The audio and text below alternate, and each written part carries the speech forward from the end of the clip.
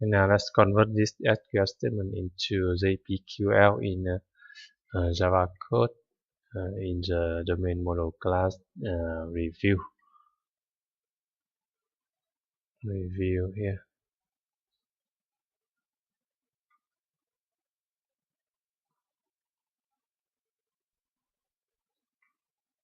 Let's stop the server. Stop.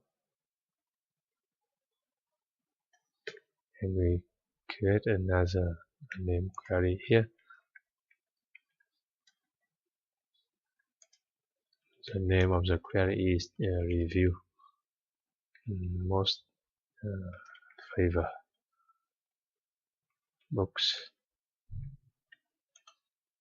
and the query is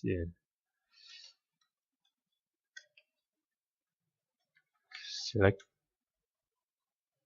from review. Alias name is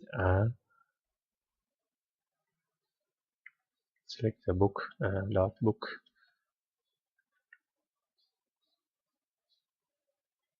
and count, review count, and average rating. Review count